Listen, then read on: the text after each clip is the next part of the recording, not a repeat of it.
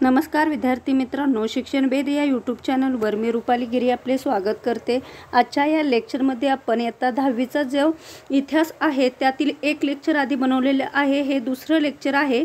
हे राहिलेलं लेक्चर आज मी कव्हर करणार आहे। दोन लेक्चरमध्ये पूर्ण इयत्ता 10वीचा इतिहास कव्हर करून घेतलेला आहे। आधीचं ही लेक्चर तुम्ही माझ्या यूट्यूब चॅनल आहे शिक्षण वेद यावर जाऊन पाहू शकता। चला जास्त न वेळ घालवता आपण लेक्चरला सुरुवात करूया। बघा, राहिलेल्या पॉइंटमध्ये होता रशियातील जुलमी राजवट। रशियन सम्राटाला झार असे म्हणतात। हा मुद्दा लक्षात ठेवा, काय म्हणतात? झार। आपली परिस्थिती सुधारण्यासाठी कामगारांनी सतत प्रयत्न केला, पण झारने त्यांना विरोध केला। त्यामुळे अनेक संघटनांनी एकत्र येऊन 1898 साली Russian social democratic labour party या नावाचा एक पक्ष स्थापन केला आणि त्यांनी शेती ही अर्थव्यवस्थेचा कणा असं स्लाव्ह वंशाचं लोकांचं मत होतं। हे लक्षात असू द्या, कारण झार यांनी जे कामगार वर्ग होते त्यांच्यासाठी कार्य न केल्यामुळे ह्या लोकांना कामगार लोकांना रशियन सोशल डेमोक्रॅटिक लेबर पार्टीची स्थापना करावी लागलेली होती। त्यानंतरचा पॉइंट आहे तो म्हणजे रक्तरंजित रविवार। तर हा काय आहे? तर 1904-5ची ही घटना आहे। जपान बरोबर झालेल्या युद्धात रशियाचे मोठे नुकसान झाले, त्यामुळे सर्व कारखाने बंद पडले। कामगारांचा असंतोष ह्या गोष्टीमुळे फादर गेपॉनच्या नेतृत्वाखाली अनेक कामगार सेंट पीटर्सबर्ग येथील राजवाड्यावर मोर्चा घेऊन गेले। झारच्या सैनिकांनी कामगारांच्या मोर्चावर अमानुष गोळीबार केला, त्यात शेकडो कामगार मेले। ही घटना 22 जानेवारी 1905 रोजी रविवारी घडली, म्हणून याच घटनेला रक्तरंजित रविवार असं म्हटलं जातं। रक्तरंजित रविवार ही घटना कशा प्रकारे घडली, कोणाच्या बाबतीत घडली ह्याविषयी माहिती इथे आहे। त्यानंतर पहा, सेंट पीटर्सबर्ग येथील कामगारांचा उठाव। कामगारांनी एकत्र येऊन पीटर्सबर्ग सोव्हिएतची स्थापना केली। झार निकोलस दुसरा याने ऑक्टोबर जाहीरनामा काढून राजकीय सुधारणाचे आश्वासन दिले। त्यानुसार त्यांनी प्रजेला मूलभूत अधिकार, मतदानाचा अधिकार आणि राष्ट्रीय निवडणूक, राष्ट्रीय कायदेमंडळाला विशेष अधिकार देण्याचं आश्वासन दिलं। बघा, हे महत्त्वाचे मुद्दे आहेत, लक्षात असू द्या कोणकोणते अधिकार देण्याचं आश्वासन दिलेलं आहे। त्यानंतर पहा, डुमाची बरखास्ती। तर यामध्ये काय आहे? देशात लोकशाही प्रशासन आणण्यासाठी डुमाचे म्हणजे रशियाच्या संसदेचे संगठन करण्याचा निर्णय झाला आणि 1906 साली पहिल्या डुमाची निवडणूक झाली। डुमाने घेतलेले निर्णय झारला अमान्य होते, म्हणून त्यांनी काय केली? ते बरखास्त केली आणि दुसरी डुमा ही बरखास्त केली। तिसरी डुमाच्या झारच्या हातातले भावले झाले आणि डुमा कागदावरच लोकशाही फसली गेली। अशा प्रकारे डुमाची बरखास्ती झालेली दिसते। त्यानंतर पाहूया राजपुतीन प्रकरण। तर बघा, 1914 साली झालेल्या युद्धातील नुकसानाला राणी अलेक्झांड्रा व तिचा निकटचा सल्लागार रासपुतीन हेच जबाबदार आहेत असे लोकांना वाटे। परत झार निकोलस सुद्धा रासपुतीनच्या सल्ल्यानुसार वागू लागला। रासपुतीनचा वाढता प्रभाव दरबारी मंडळीला मान्य नव्हता, त्यामुळे रासपुतीनची हत्या करण्यात आली। त्यानंतर पाहूया क्रांती पर्व। 1917 जानेवारी व फेब्रुवारी 1917 साली रशियातील कामगार व सैनिकांनी एकत्र येऊन सरकारविरोधी आंदोलन केले। कोण कोण एकत्र आले हे लक्षात ठेवा। 15 मार्च 1917 रोजी झारने सिंहासन सोडले। त्यानंतर मेन्शेव्हिक गटाने मवाळ हंगामी सरकार स्थापन केले आणि मेन्शेव्हिक गटाचे नेतृत्व कोणी केले? तर केरेन्स्की याने हंगामी सरकारचे नेतृत्व केले। त्यातच त्यांनी बोल्शेव्हिक नेता लेनिन जर्मनीच्या मदतीनं 1917च्या एप्रिलमध्ये रशियात परतला। त्यावेळी लेनिन आणि मेन्शेव्हिक गटाचा मवाळ नेता केरेन्स्की यांच्यात मोठा संघर्ष निर्माण झाला. त्यानंतर 7 नोव्हेंबर 1917 रोजी बोल्शेव्हिकांनी केरेन्स्कीच्या नेतृत्वाखाली हंगामी सरकार बरखास्त केल्याचे जाहीर केले. क्रांती पर्व कसं घडलं हे रशियामधील आहे ते लक्षात असू द्या. कोणत्यानंतर कोणते सिंहासन कोणाला देण्यात आलं किंवा कोणतं सरकार आलं, हंगामी सरकारामध्ये कोण कोण सहभागी होतं, हे सर्व मुद्दे लक्षात असू द्या. त्यानंतर पहा लेनिनचे योगदान. तर शासनामध्ये श्रमजीवी वर्गाचे प्रमुख असावे, खाजगी मालमत्ता ताब्यात घेऊन राष्ट्रीयकरण केले, लेनिनने आर्थिक धोरण सुधारले, शेतीत खुलेपणा आणला, मुक्त व्यापार सुरू केले, नवे चलन सुरू केले, लहान व जड उद्योगांना प्रोत्साहन दिलं, हे लेनिनचे योगदान आहे. या बाबतीत त्यांनी योगदान दिलेलं आहे. त्यानंतर पहा राष्ट्रसंघ याविषयी माहिती. पहिल्या युद्धातील हानी पाहून युद्ध टाळण्यासाठी म्हणून राष्ट्रसंघाची स्थापना करण्यात आली. अमेरिका राष्ट्राध्यक्ष वुड्रो विल्सन यांनी युद्ध समाप्तीसाठी जी 14 कलमी घोषित केले यातच राष्ट्रसंघ स्थापनेचाही उल्लेख केलेला होता. मग 14 जानेवारी 1920 रोजी स्वित्झर्लंडमधील जिनिव्हा येथे राष्ट्रसंघाची स्थापना झाली. लक्षात असू द्या कुठे, जिनिव्हा. आणि सुरुवातीला 32 राष्ट्रे यात सहभागी झाली. याचं उद्दिष्ट काय होतं या राष्ट्रसंघ स्थापनेचं, तर जागतिक शांतता स्थापित करणे, मैत्रीचे व सहकार्याचे सहसंबंध प्रस्थापित करणे, शांततेच्या मार्गाने प्रश्न सोडवणे आणि कराराचे किंवा कायद्याचे पालन करणे असे विविध उद्दिष्ट राष्ट्रसंघ स्थापनेचे होते. राष्ट्रसंघाची रचना कशी होती? राष्ट्रसंघाचे कामकाज प्रमुख 3 घटकामार्फत चालत असे. कोणकोणते घटक? पहिला आहे महासभा, दुसरा आहे समिती, तिसरा आहे सचिवालय. मग स्वित्झर्लंडमधील जिनिव्हा येथे राष्ट्रसंघाचे मुख्य कार्यालय होते. महासभा काय आहे? राष्ट्रसंघाचे विधिमंडळ होते. महासभेत राष्ट्रसंघाचे सभासद असत. प्रत्येक राष्ट्राला मत देण्याचा अधिकार या महासभेत असत. मग सर्व प्रतिनिधीतून महासभेचा एक अध्यक्ष निवडला जातो आणि राष्ट्रसंघाचे ध्येयधोरण, इतर शाखांवर नियंत्रण, जागतिक शांतता भंग करणाऱ्या प्रश्नावर चर्चा करणे हे त्यांचे काय होते? मुख्य कार्य होते. महासंघाची वेगळी कार्य होतं, समितीची वेगळी कार्य होतं, सचिवालयाची वेगळी कार्य होतं. महासभेत कोण कोण मतदान करू शकत होतं, तर प्रत्येक राष्ट्राला मतदान करण्याचा अधिकार महासभेत होता आणि महासभेत राष्ट्रसंघाचे सभासदही असत. अशा प्रकारे विविध कार्य महासभेचे होते. त्यानंतर पाहूया आपण समिती याविषयी माहिती. तर बघा राष्ट्रसंघातील समितीविषयी माहिती. तर राष्ट्रसंघाचे कार्यकारी मंडळ म्हणजे समिती. महासभा आपल्या शिफारशी समितीकडे पाठवते. जेव्हा महासभाने आपल्या शिफारशी समितीकडे पाठवला तेव्हा समिती कार्य करते. समितीत एकूण 5 स्थायी व 4 अस्थायी सदस्यांचा अंतर्भाव केलेला असतो. England, France, Italy, Germany, Japan हे 5 कायम सदस्य होते. लक्षात असते कोणकोणते? इंग्लंड, फ्रान्स, इटली, जर्मनी आणि जपान. आणि 4 हंगामी सदस्य होते. महासभेने निवडलेले राष्ट्राचे प्रतिनिधी समितीचे सभासद असत. राष्ट्रसंघाचे निर्णय अंमलात आणणे हे सुद्धा कार्य या समितीचे होते. त्याचप्रमाणे काय? सचिवालयावर देखरेख करणे हेचं कार्य सुद्धा समितीचं होतं. त्यानंतर पाहूया सचिवालय याविषयी माहिती.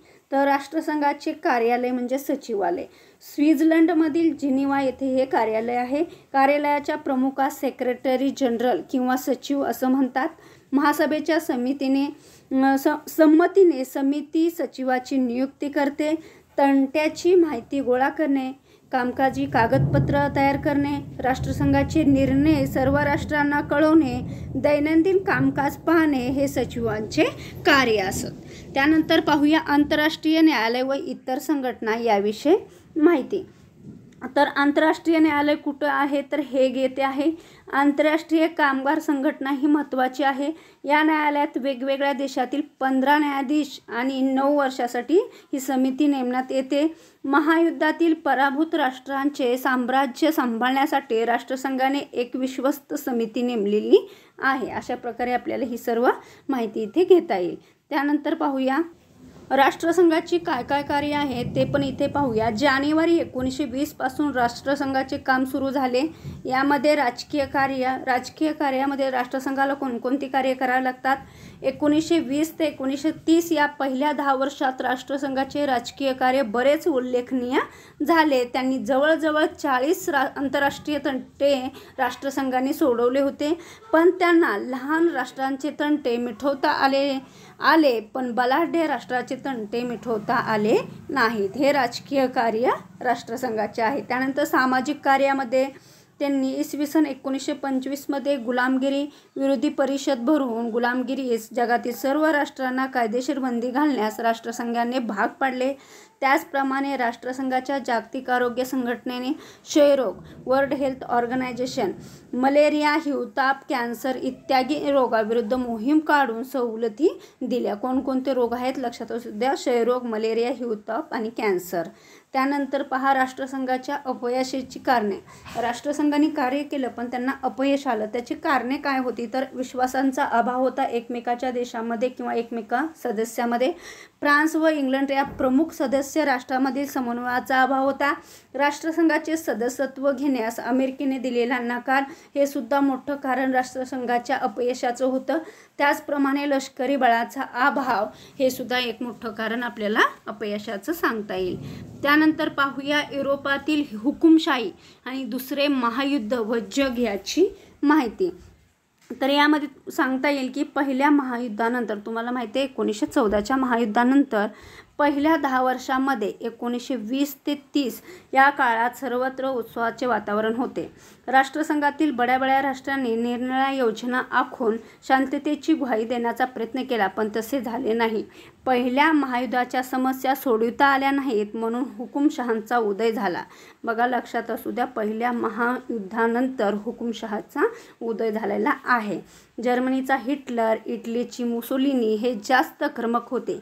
तुर्कस्तानात केमाल पाशाची कल्याणकारी हुकुमशाही व जपानमधील लष्करी हुकुमशाही ह्या हुकुमशाही उदयास आल्या पहिल्या महायुद्धानंतर. त्यानंतर हुकुमशाहीच्या उदयाची काय काय कारणं होती तर राष्ट्रसंघाकडून न्याय व संरक्षण मिळेल ही आशा फोल ठरली. आपली समस्या लष्करी मार्गाने सोडवता येईल अशी आशेमुळे हुकुमशहाचा उदय झालेला आपल्याला आढळतो. आता इथे पाहूया आपण इटलीतील मुसोलिनीची फॅसिस्टवादी हुकुमशाही. तर इटली हे राष्ट्र पहिल्या महायुद्धात विजयी राष्ट्राच्या बाजूला असूनही तहाच्या काळात दिलेली आश्वासने पाळली नाहीत. त्यामुळे हे राष्ट्र किंवा हे देशसुद्धा अडचणीत सापडला आणि इटलीत असंतोषाचं वातावरण झालं.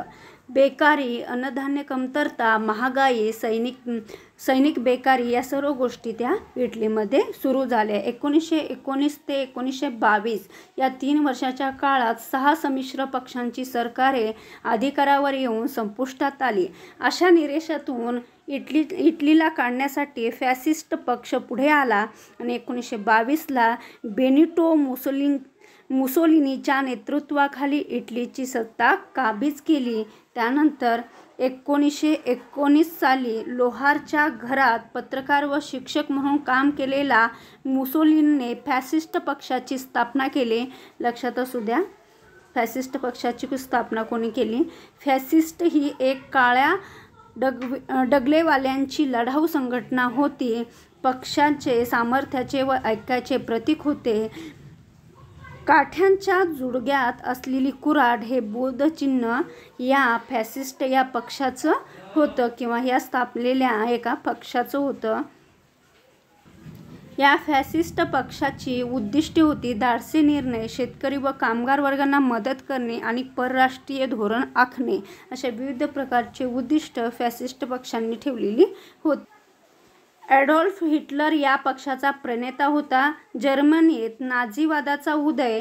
पहिल्या महायुद्धानंतर जर्मन सम्राटांनी राजताग करताच आपण इटलीची हुकुमशाही पाहिली. आता पाहूया जर्मनीत नाझीवादाचा उदय कशा प्रकारे झाला ते. पहिल्या महायुद्धानंतर जर्मन सम्राटांनी काय केलं, राजत्याग करताच तेथे नोव्हेंबर 1918 मध्ये प्रजासत्ताक राज्य प्रस्थापित झाले.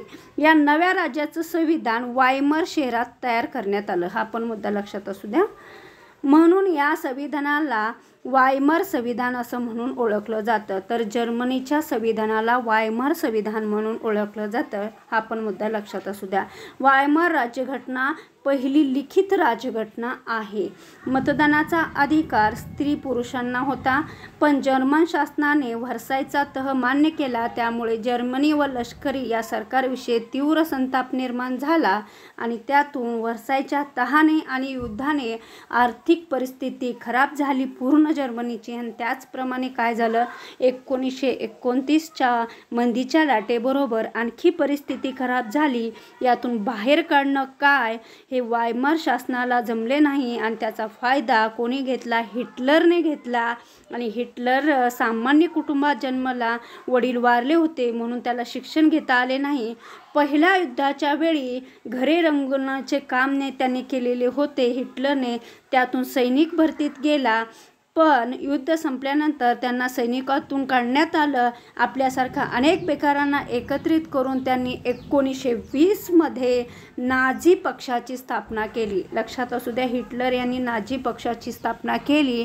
नॅशनल सोशलिस्ट पक्ष आणि माइन काम्फ त्यांच्या आत्मचरित्रातून नाझीवादाचे स्वरूप स्पष्ट केले आणि व्हर्सायच्या तहावर स्वाक्षऱ्या करणारे सरकार गुन्हेगार आहे असं त्यांनी सांगितलं. आणि जर्मन लोक हे शुद्ध नॉर्डिक आर्यवंशीय होते. हे पण लक्षात असू द्या, नॉर्डिक म्हणजे आर्यवंशीय आहेत. या वर्गानेच राज्य करावे असे मत त्यांनी मांडले. आणि जर्मनीत ज्यू लोकांच्या देशद्रोहीपणामुळे पहिला महायुद्ध जर्मनीचा पराभव झाला आणि एक राष्ट्र एक आवाज एक नेता एक ध्वज अशी हिटलरची घोषणा होती. लक्षात असू द्या, एक राष्ट्र एक आवाज एक नेता आणि एक ध्वज अशी हिटलरची घोषणा होती.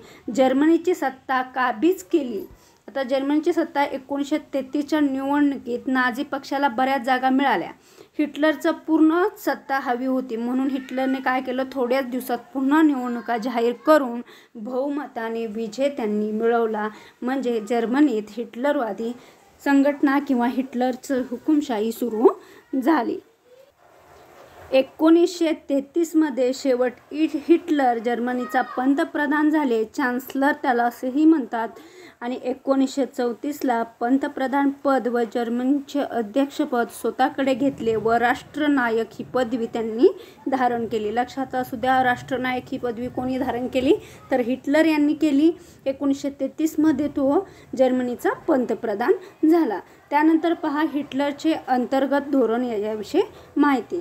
तर 1934मध्ये चतुर्थ वार्षिक योजना आखली. हिटलर यूथ मधील तरुणांना शेतावर राबण्यास प्रवृत्त केले. रासायनिक प्रयोगातून जर्मनीने कोळसा व लाकूड यापासून कृत्रिम लोकर, रबर आणि पेट्रोल तयार केले. हे पण मुद्दे लक्षात असू द्या की कोळसा व लाकूड यापासून कोणकोणते पदार्थ तयार केले, कृत्रिम लोकर, रबर आणि पेट्रोल. त्यानंतर हिटलरचे परराष्ट्रीय धोरण याविषयी माहिती घेऊ. तर व्हर्सायचा तह मानला नाही. लष्कर व नौदलात वाढ केली हिटलरने. त्यांनी हवाई दल उभारले, शस्त्रास्त्राचे उत्पादन सुरू केले. त्याचप्रमाणे 1935ला राहीन नदी लगतच्या निरलष्करी टापू जर्मन सैन्य पाठवून हिटलरने राहीनलँडचा जबरदस्तीने ताबा घेतला.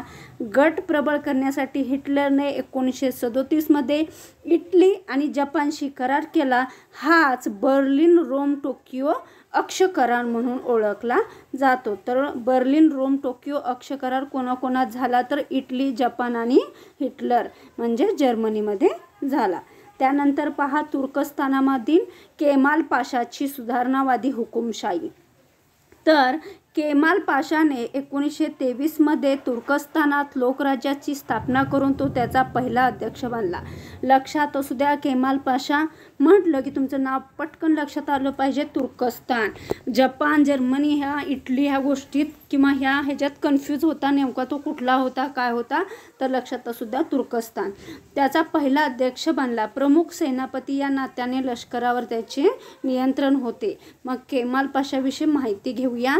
तर 1881 ते 1938 यांचा कालखंड. लाकूड व्यापाराच्या कुटुंबात 1881ला त्यांचा जन्म झाला. लष्करी शाळेत शिक्षण झाले व नेतृत्वाच्या गुणाने सेनापती झाला. महायुद्धात तुर्कस्तानने भाग घेऊ नये असे त्याला वाटे, पण जर्मनीच्या बाजूने युद्धात भाग घेतला आणि तुर्कस्तानचा पराभव झाला. त्यामुळे 1920 मध्ये दोस्त राष्ट्रांनी सेव्हर्स येथे तह केला. हा तह सुलतान माजिदने स्वीकारू नये असे केमाल पाशांना अनेक वेळा सांगितले. केमाल पाशांनी त्यांना सांगितले, पण सुलतानाने स्वीकारले नाही त्यांचं म्हणणं, आणि केमाल पाशाने नागरिकांना सोबत घेऊन दोस्त राष्ट्राबरोबर युद्ध करण्याचा निर्णय घेतला किंवा करण्याचं ठरवलं, आणि केमाल पाशाने दोस्त राष्ट्रांना माघार घ्यावास लावली. त्यानंतर पहा, दोस्त राष्ट्रांनी सेव्हर्सचा तह रद्द करून 1923 मध्ये केमाल पाशाशी नवा तह केला आणि सुलतान विरुद्ध केमाल पाशाने बंड करून अंकारा येथे नवे प्रजासत्ताक स्थापन केले. लक्षात असू द्या, केमाल पाशाने कुठे नवे प्रजासत्ताक राज्य स्थापन केले, तर अंकारा. केमाल पाशांच्या सुधारणा, आता यांच्याविषयी इथे माहिती घेऊ. तर त्यांनी कोणकोणत्या सुधारणा केल्या? पहिला बघा, तुर्कस्तान हा इस्लाम धर्मीय राष्ट्र म्हणून ओळखत, पण केमाल पाशाने तुर्कस्तान हे निधर्मी राज्य म्हणून घोषित केले. शुक्रवार ऐवजी सार्वजनिक सुट्टीचा दिवस रविवार केला. केमाल पाशाने जनता पक्ष स्थापन केला. त्याचप्रमाणे तुर्कस्तानची परिस्थिती त्यांनी सुधारवली. केमाल पाशाच्या कामगिरीमुळे त्याला तुर्की जनतेची तुर्की जनतेचा पिता अशी पदवी मिळाली. त्याचप्रमाणे आधुनिक तुर्कस्तानाचा निर्माता अशी सुद्धा पदवी त्यांना देण्यात आलेली होती. आणि नोव्हेंबर 1932ला केमाल पाशांचा मृत्यू झाला, 1938. लक्षात असू द्या. त्यानंतर पहा, जपानमधील लष्करी हुकुमशाहीविषयी इथे आता आपण माहिती घेऊ. जपानमध्ये सरजामशाही राज्य प्रणाली होती. 1894 ते 95ला जपानने चीनचा पराभव करून शिमोनोस्कीच्या तहानुसार कोरियावर आपले वर्चस्व प्रस्थापित केले होते. मग 1904 आणि 5ला काय झालं, रशियाशी आरमारी युद्ध करून रशियाला पराभूत केलं आणि जपानच्या मंदीच्या फटक्याचा फायदा घेऊन शिंटो या लढाऊ पंथांना घेऊन किंवा त्यांना सोबत घेऊन आक्रमण धोरणाची अंमल सुरू केला आणि मांचुरिया प्रश्नामुळे जपानमधील लष्करवादास प्रोत्साहन दिलं. यामध्ये मांचुरियामध्ये काय झालं, खनिज वस्तूंनी समृद्ध असणाऱ्या मांचुरियावर जपानचे उद्योगधंदे भरभराटीला आले होते. जपानला पूर्ण मांचुरियावर ताबा हवा होता, पण चीनने याला विरोध केला. या विरोधाला न जुमानता 1932 मध्ये संपूर्ण मांचुरियावर जपानने नियंत्रण प्रस्थापित केले आणि चीनने राष्ट्रसंघाकडे तक्रार केली, पण त्याचा काहीही फायदा झाला नाही किंवा त्यांची ती दखल घेण्यात आलेली नाही. मग जपानने राष्ट्रसंघाचा राजीनामा दिला. जपानात परंपरागत सैनिकाचं महत्त्व होते आणि 19व्या शतकाच्या अखेरीस नव्या घटनात्मक प्रयोगाची प्रेरणा आणि नियंत्रण जेनरो यांच्याकडे आले. कुणाकडे आले? जेनरो. 1931 ते 1941 या काळात जपानच्या राजकारणात लष्कराला सर्वात महत्त्वाचे स्थान प्राप्त झाले, म्हणजे दुसऱ्या महायुद्धाच्या काळात. मग तेथूनच हिटलरने काय केलं, पोलंडवर आक्रमण केले आणि दुसरे महायुद्ध सुरू झाले. जपानच्या चीनवरील आक्रमणामुळे अमेरिका असंतुष्ट होती आणि 1941 मध्ये जपानने सैनिक इंडोचायनामध्ये घुसविले आणि त्यामुळे अमेरिकेने जपानवर आर्थिक निर्बंध बसविले. 18 ऑक्टोबर 1941 रोजी जपानची सूत्रे जनरल तोजा यांच्या हातात होती. अमेरिकेने लादलेले निर्बंध यामुळे नाराज होऊन 7 डिसेंबर 1941 रोजी पॅसिफिक महासागरातील अमेरिकेच्या पर्ल हार्बर या नाविक तळावर हवाई हल्ला केला आणि जैबत्सू हा जपानमधील उद्योग समूह होता. हे पण लक्षात असू द्या, जैबत्सू हा जपानमधील उद्योग समूह होता. जेनरो म्हणजे जपानी सम्राटाचे सल्लागार मंडळ होय. दुसरे महायुद्ध आणि जग याविषयी माहिती घेऊ. तर 1 सप्टेंबर 1939 रोजी हिटलरने पोलंडवर आक्रमण केले. आणि या तात्कालिक कारणाने दुसरे महायुद्ध सुरू झाले. दुसऱ्या महायुद्धात जर्मनी, ऑस्ट्रेलिया, हंगेरी, इटली ही एका बाजूला, फ्रान्स, इंग्लंड, रशिया ही दुसऱ्या बाजूला, आणि अमेरिका आतून फ्रेंचांना मदत करीत होती. आणि जपानने अचानक अमेरिकेवर हल्ला करून तिलाही युद्धात ओढले. अमेरिका युद्धात उतरल्यामुळे जर्मनी गटाचा पराभव होत होता आणि 30 एप्रिल 1945मध्ये हिटलरने आत्महत्या करून पराभव मान्य केला. पण अमेरिकेने अणुबॉम्बाने जपानची हिरोशिमा व नागासाकी ही 2 शहरे उद्ध्वस्त केली.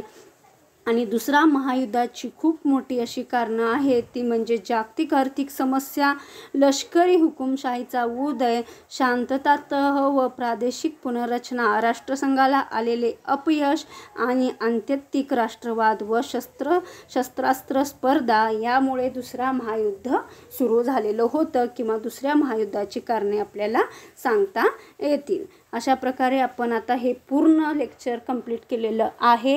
इयत्ता 10वीचं इतिहासाचं पुस्तक फक्त 2 व्हिडिओमध्ये तुम्हाला भेटणार आहे. पॉईंटच्या स्वरूपात आहे. महत्त्वाचं आहे, फक्त तुम्हाला 2-3 वेळेस जर हे लेक्चर ऐकलं, जरी स्पष्ट दिसत नसेल तर माझ्या व्हिडिओच्या वरी 3 डॉट दिलेला आहे, त्या डॉटवर क्लिक करा आणि तिथे तुम्हाला रिझोल्युशन पॉवर, तुम्हाला व्हिडिओची क्वालिटी वाढवता येईल, तिथे 1040 करा. त्यामुळे तुम्हाला व्हिडिओ क्लिअर दिसला नसेल तर व्यवस्थित ऐका, त्यामुळे तुमच्या लक्षात येईल. कारण खूप महत्त्वाच्या नोट्स आहेत आणि त्या गरजेच्या आहेत. TET असो किंवा कुठलीही स्पर्धा परीक्षा असो, त्यांच्यासाठी ह्या गरजेच्या आहेत. आता आपण इथंच थांबूया.